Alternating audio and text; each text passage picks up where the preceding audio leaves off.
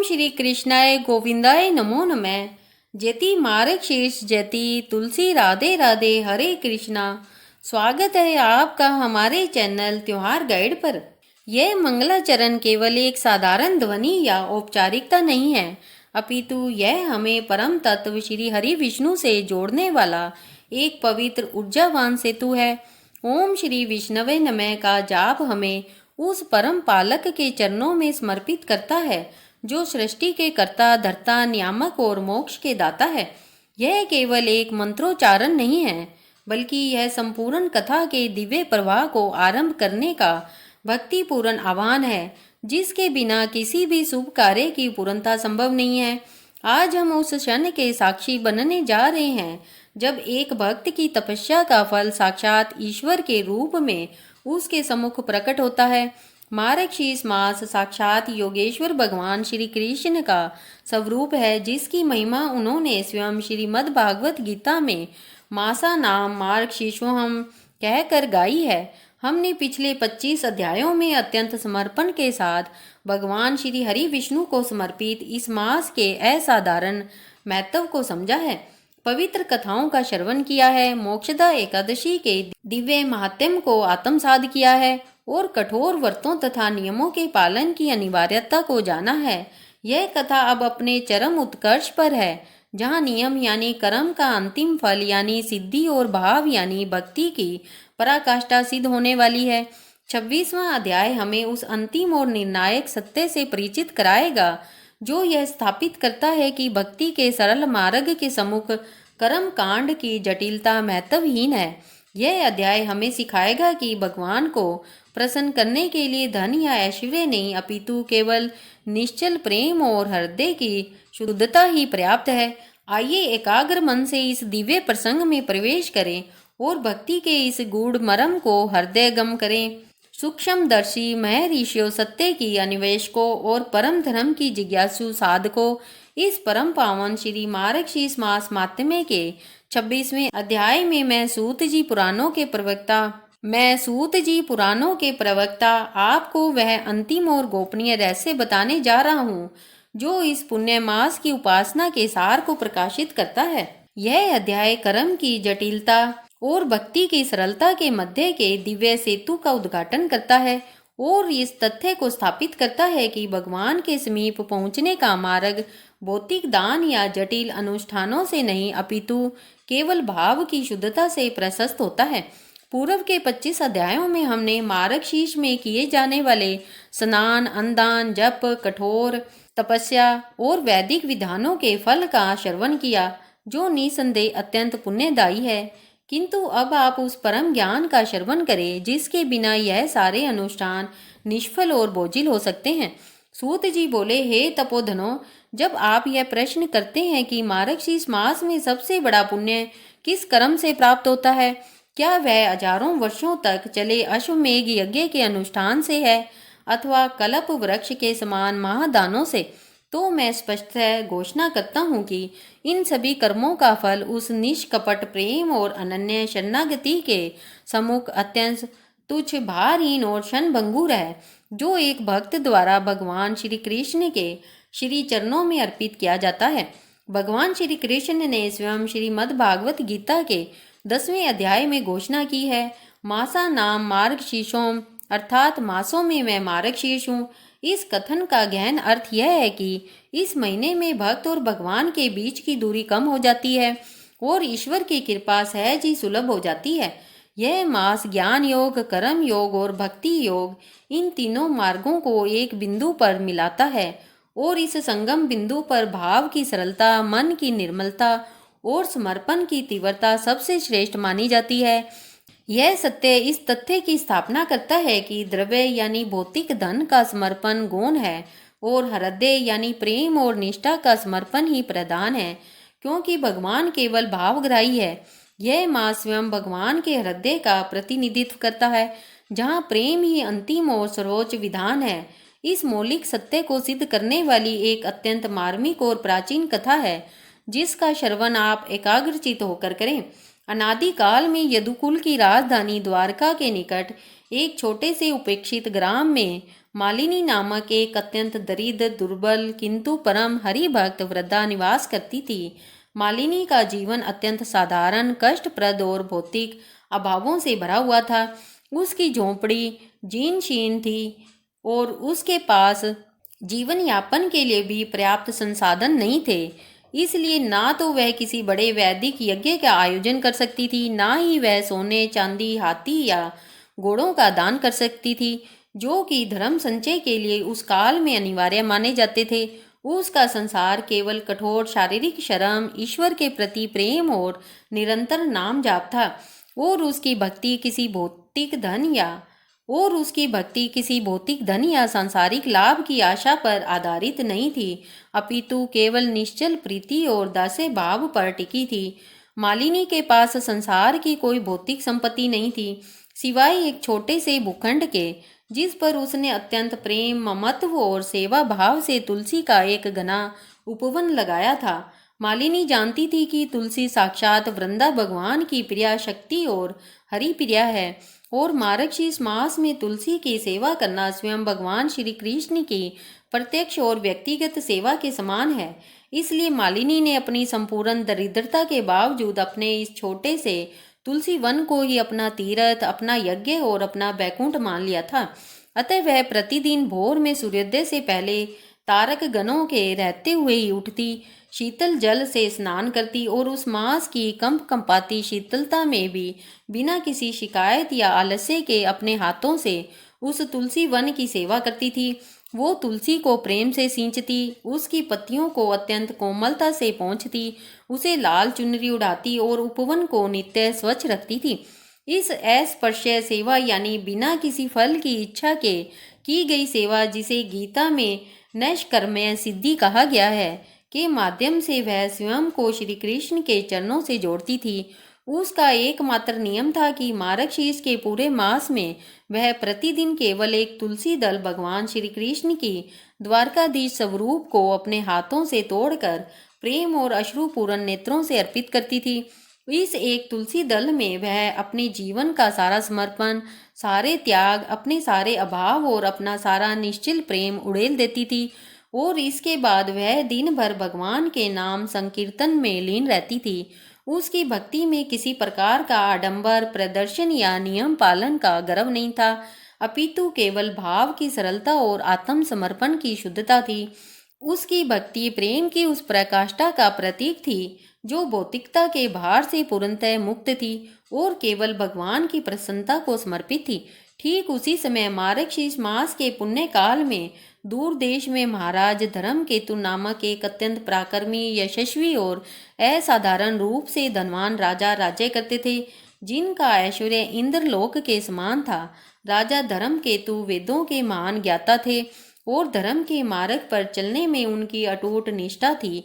वे यह मानते थे कि धर्म का परम फल, मोक्ष और परम गति केवल बड़े और जटिल वैदिक कर्म कांडों को विधिवत संपन्न करने से ही प्राप्त होता है, क्योंकि उनका मानना था कि कर्म कांड में शुद्धता, अपार त्याग और विधान का संपूर्ण पालन निहित होता है। अपने इस विश्वास को सिद्ध करने और अपने पुण्य को बढ़ाने के लिए राजा धर्मकेतु ने मार्गशीर्ष मास में अश्वमेघ यज्ञ का अनुष्ठान आरंभ किया।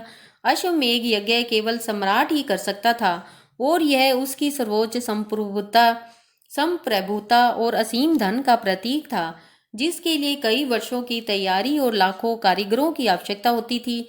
यह यज्ञ इतना विशाल था कि इसकी भव्यता को देखने के लिए तीनों लोकों के ऋषि, मुनि, गंधर्व, देवता और बड़े बड़े तपस्वी पधारे थे।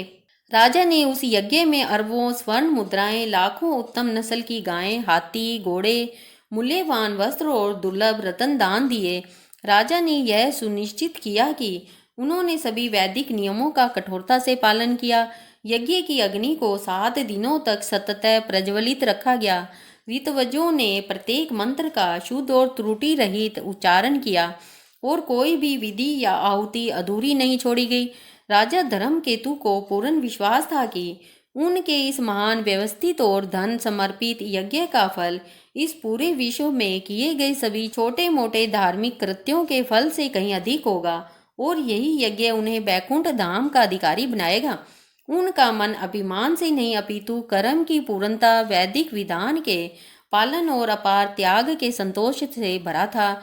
उन्होंने अपनी ओर से कोई कसर नहीं छोड़ी थी और उन्हें अपने पुण्य संचय पर पूर्ण विश्वास था। यद्यपि किस विश्वास से मैं करता हूँ का सूक्ष्म अहंकार अनजाने में कहीं ना कहीं समाहित हो गया था, जिसे सकाम कर्म का अदृश्य भार कहते हैं। जब मार्गशीर्ष मास की पूर्णाहुति हुई और यज्ञ समाप्त होने वाला था, तो स्वयं भगवान श्री कृष्ण, जो लीला पुरुषोत्तम, योगेश्वर और भाव के नियामक है, अपने परम पार्षदों उद्धव और बलराम के साथ राजा धर्मकेतु के यज्ञ मंडप में प्रकट हुए। भगवान के आगमन से मंडप का वातावरण अलौकिक तेज से भर गया। भगवान ने अपनी दिव्य शक्ति से एक विशाल धर्म तुला यानी पुण्य को तोलने वाली तराजू प्रकट की, जो धर्म और अधर्म के भार को मापने में सक्षम थी और जो केवल सत्य निष्ठा के भाव को पहचानती थी। भगवान ने राजा से कहा, हे राजन, तुमने इस मार्गशीर्ष मास में अत्यंत अद्भुत यज्ञ किया है, जो अत्यंत दुर्लभ है। अब मैं तुम्हारे इस महान पुण्य को तोलकर तुम्हें इसका यथार्थ फल प्रदान करना चाहता हूँ। भगवान के आदेश पर राजा ने अपने यज्ञ का सारा फल, सोना, रतन, दान की गई वस्तुएं, लाखों की आहुतियां और वेदों के पाठ से अर्जित सभी संचित पुण्य को तराजू के एक पलड़े पर रखवा दिया। वह पलड़ा रत्नों, दान की गई वस्तुओं और पुण्य के भार से अत्यंत भारी हो गया और पृथ्वी को छूने लगा। किंतु तराजू का दूसरा पलड़ा, जिस पर कोई भार नहीं था, अद्भुत रूप से ऊपर नहीं उठ रहा था। वह पलड़ा नीचे ही अटका रहा, मानो ब्रह्मांड का कोई भी पुण्य उस पलड़े को उठाने के लिए पर्याप्त न हो। राजा धर्मकेतु यह देखकर अत्यंत चिंतित हो उठे और उनके माथे पर पसीना आ गया। उनके राज पुरोहितों और ऋषियों ने अपनी संपूर्ण तपस्या का बल और मंत्रोच्चार का प्रभाव उस पलड़े को उठाने में लगा दिया, किंतु पलड़ा टस से मस नहीं हुआ। यह घटना इस बात का प्रमाण थी कि परिणाम की इच्छा और कर्तापन अहंकार की भावना से किए गए कर्म में एक अदृश्य आत्मिक भार रह जाता है, जो उसे परम फल से वंचित करता है। राजा का यज्ञ कर्म था, किंतु मालिनी का कृत्य भाव था, और जहाँ कर्म में अपेक्षा का भार था, वहीं भाव में शरणागति की पूर्णता थी। उसी क्षण भगवान श्री कृष्ण ने अपनी मधुर मुस्कान के साथ अपने पार्षदों से कहा कि वे तत्काल वृंदावन की ओर जाए और मालिनी नामक उस वृद्धा भक्त को, जो निर्धन होते हुए भी अपने भाव के कारण जगत की सबसे धनी है, आदर पूर्वक यहाँ ले आए। जब वृद्धा मालिनी यज्ञ मंडप में आई तो उसने यज्ञ की भव्यता, उपस्थित देवताओं और साक्षात भगवान श्री कृष्ण की उपस्थिति देखकर स्वयं को तुच्छ और संकोची महसूस किया और उसने भगवान के चरणों में साष्टांग प्रणाम किया। भगवान ने उसे उठाकर अपने समीप बिठाया और मुस्कुराते हुए उससे कहा, हे मालिनी, तुम मार्गशीर्ष मास में मेरे लिए नित्य जो एक तुलसी दल प्रेम से लाती हो, आज वही तुलसी दल तुम इस अधर्म तुला पर अर्पित करो। मालिनी ने संकोच पूर्वक आंखों में अश्रु भरकर अत्यंत दीनता से कहा, हे प्रभु, कहाँ राजा का विशाल अश्वमेघ यज्ञ का पुण्य, जो रत्नों और दानों से भरा है, और कहाँ मेरा यह तुच्छ छोटा सा तुलसी का पत्ता, यह मेरा समर्पण कहीं इस महान यज्ञ का अपमान न कर दे।